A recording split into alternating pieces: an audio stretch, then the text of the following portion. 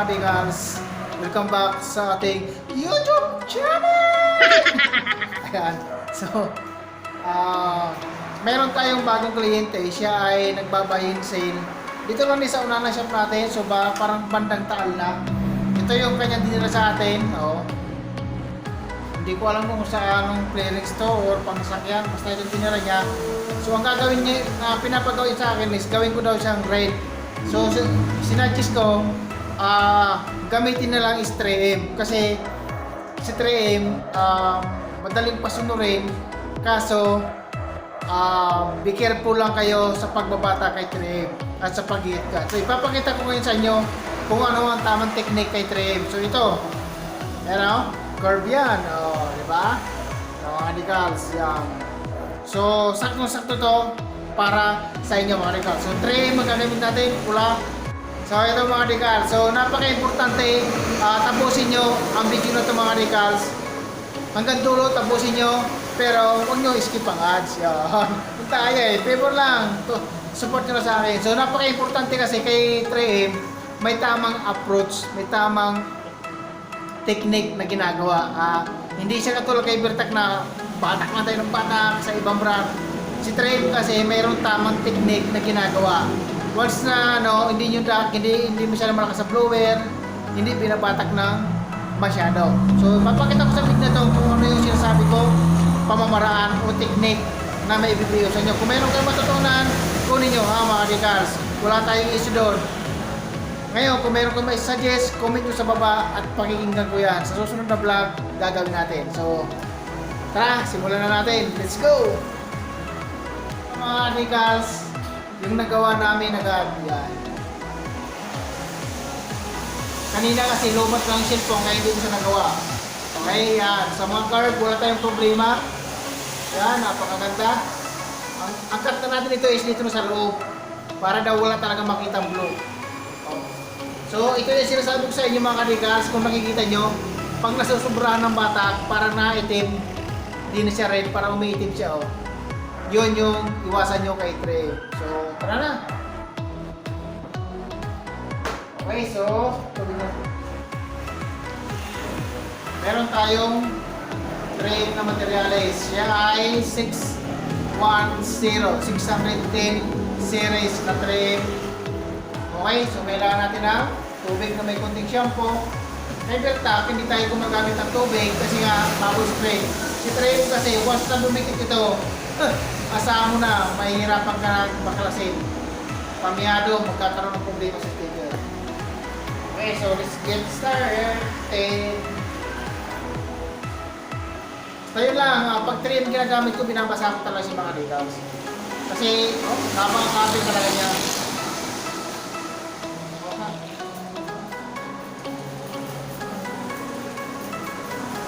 Tapos, technique ko dyan, hindi rin masyadong basa. Kita nyo mga kaligals. Ilang.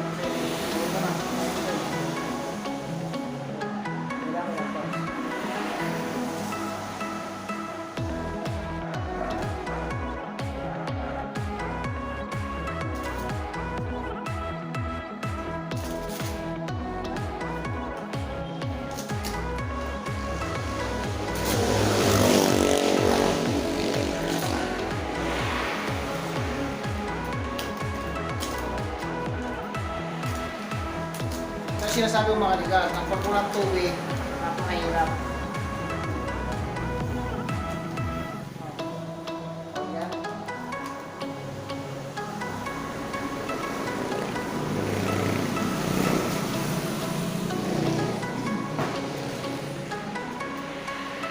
Unahin lang muna natin yung ibabaw. Kasi yung ibabaw, hindi po natin kailangan gumamit ng blower, lumalapat na siya ng ayos.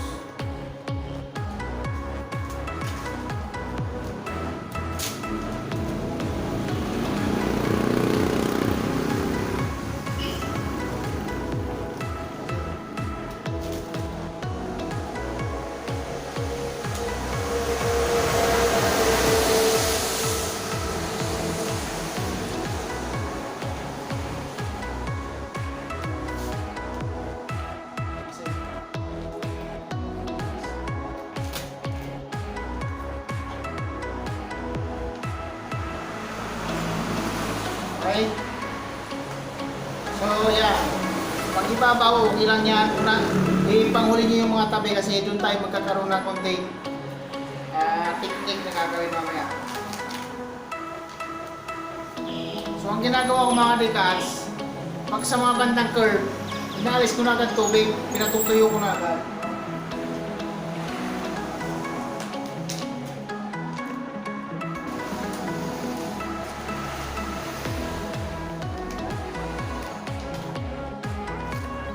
Dito mga decals, konting batak lang kayo dito.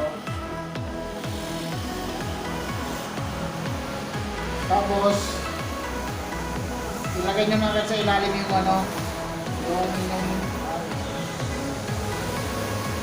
yung sticker.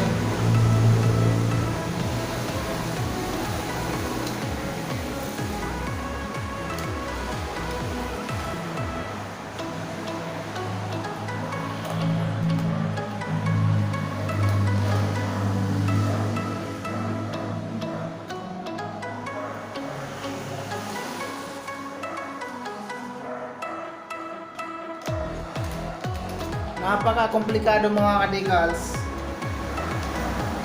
na magkabit ng trim sticker, lalo pag mga gantong mga kurbada.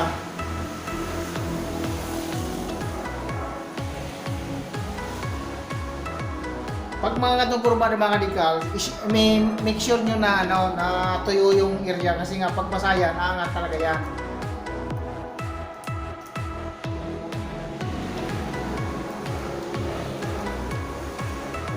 Okay lang siya natuyo na dito kasi nalapat na natin ng ayos eh.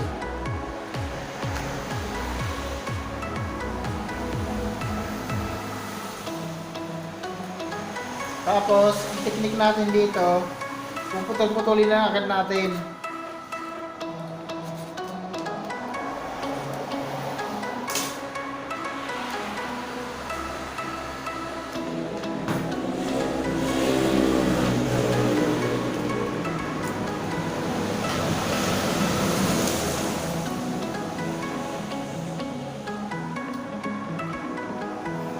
So, naangat na agad siya. So, ibig sabihin, may tubig pa siya sa ilalim. Babalikan natin siya mamaya.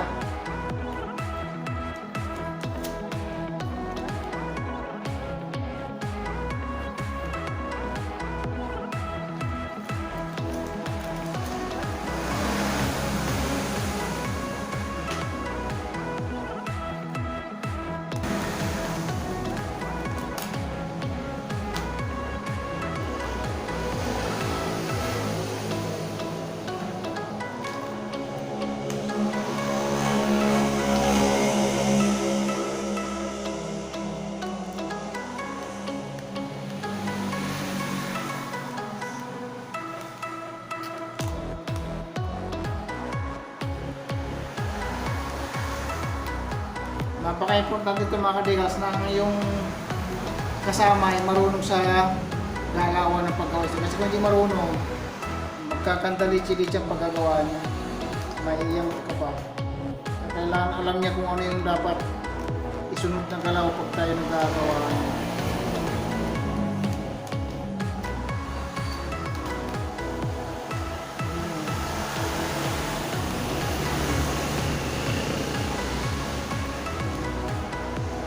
Dapat hindi lang basta hawak, may tamang paghawak.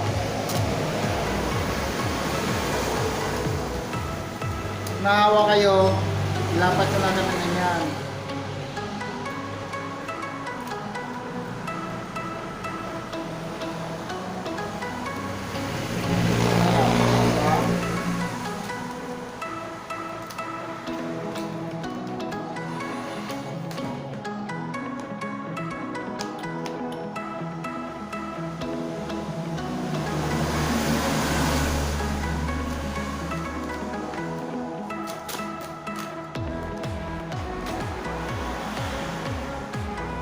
Kailangan natin patuyuin itong area na to kasi pag di mo tinuyo, aangat ang tray.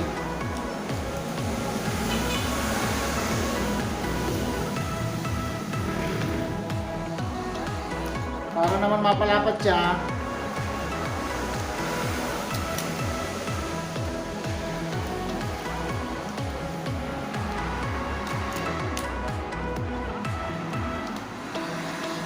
Pag na-blower nyo, ganunin nyo lang.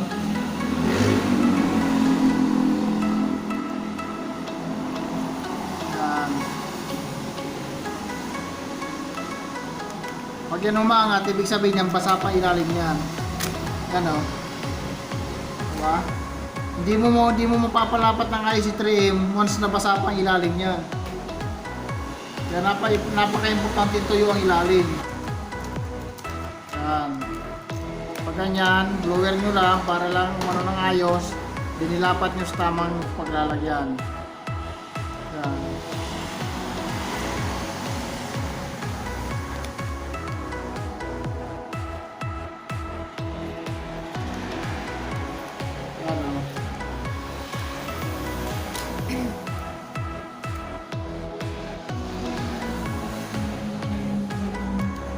Kadali mga karigals. Basta alam nyo lang ang tamang procedure kay trim, hindi kayo mahirapan sa pagkakabit.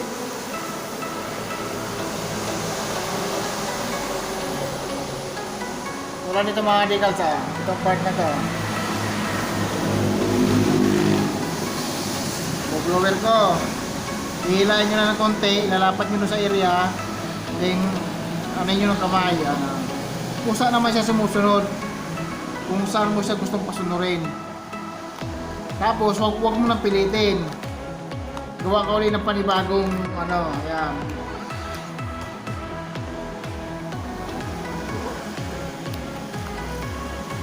Si 3M is napakadaling pasunurin talaga, wag nyo lang pipilitin kasi mag-iibang texture ng kanyang kulay.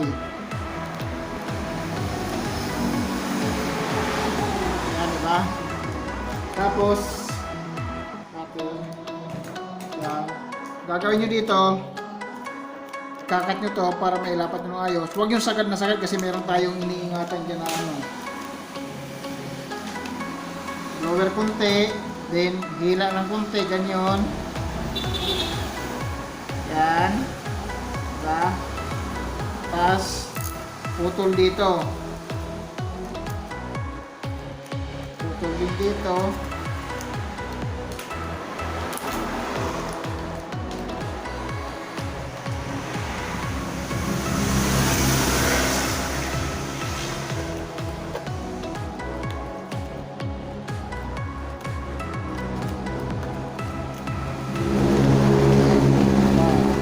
So napakahalaga na mailagay nyo na agad siya sa ilalim para automatic hindi na nagagalaw itong area na to.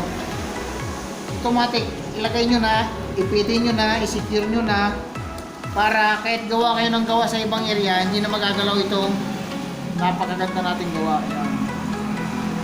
Tapos dito, tayo nyo na, diba medyo curve to, initin nyo lang konti, tapos konting hatak.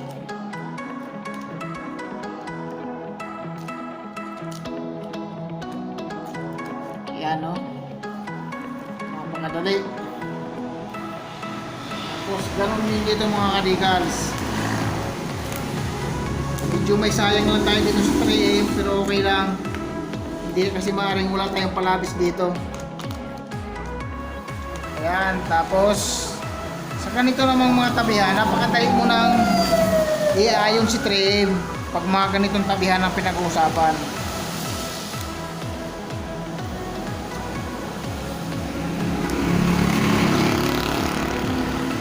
Napakadali niyang pasunurin. Kaya hindi kayo mahirapan pag yung mga ganitong ipipinish nyo na yung decals o yung pagpupull wrap. Pero siguraduhin nyo matama ang inyong ginagawa. Kasi manghinayang tayo sa pagkamahal ni 3M. Pero ang quality, wala akong masabi. Ay talaga naman, napakaswabe.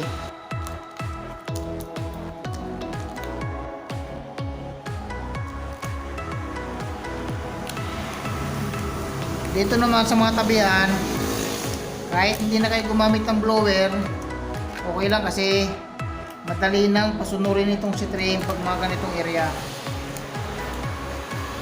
Ayan natin niya. Oo, diba? Patakin nyo lang, lagay nyo lang sa ilalim. Ayan. Ito yung lagi sinasabi ko. Alam nyo dapat yung inyong gagawin.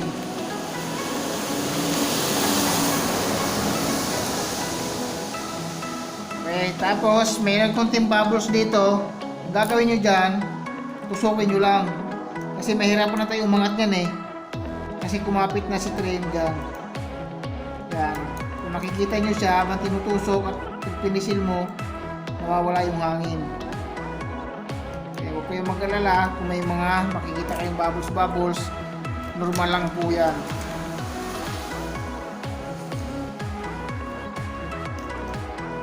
Part ng pagkakabit natin yan. Ayan, tulad nito. Sa bagay, hindi pa tayo dito tapos eh. Kaya okay lang. Yan siya oh. Ang bilis niya kumapit.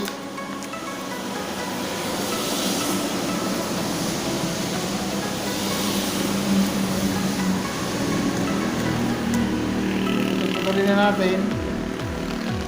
Atakin lang.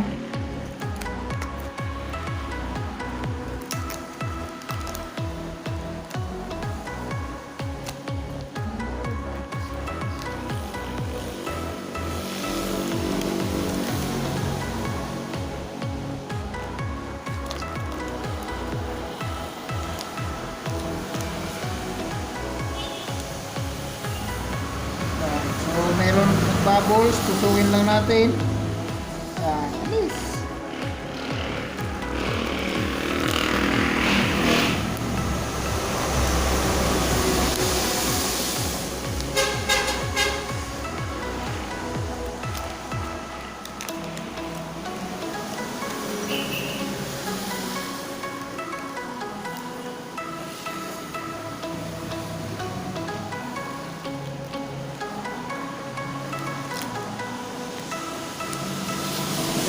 Oh, diba?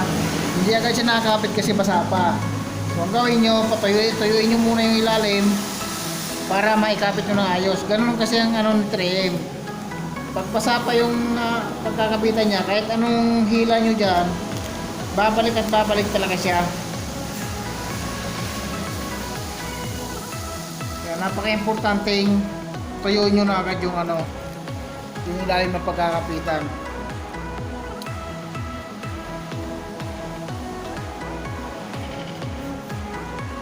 Tapos ito yung kanina basa pa. Ganyan na nangyayari kapag basa pa ang inyong pinagkakabitan.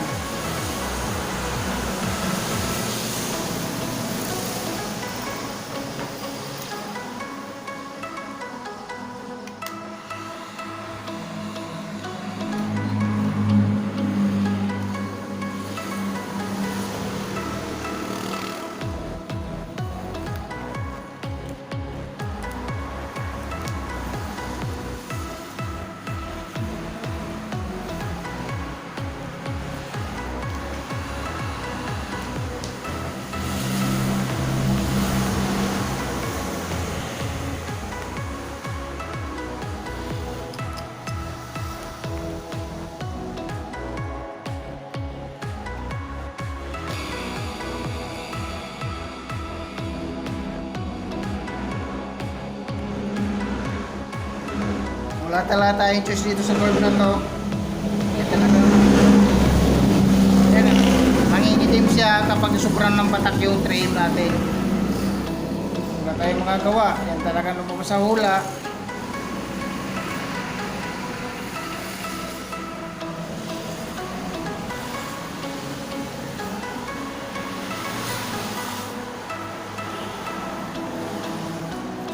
So yun mga kadegals, tapos na tayo. So kinakat na natin yung mga tabihan kasi ang request niya customer sa loob siya ano i-cut. So nandito na lang mga kadegals ang ating vlog na to. So maraming salamat sa at sa walang sawang pagsuporta mga kadegals. So sa padami na talaga tayo hindi na mapipigilan. Masalamat ako sa lahat ng mga nagtitiwala, sumusuporta sa akin, sa Kadigals community. So maraming salamat po sa inyo lahat. God bless. Mga Kadigals, at kung nagustuhan mo ang video na ito, huwag mo kalimutan i-like at i-share. At pinutin mo na rin ang subscribe button at notification bell para updated ka sa bagong video i-upload ko. So, kung may mga suggestion kayo, comment, gusto yung pagawa sa akin, comment na kayo sa baba.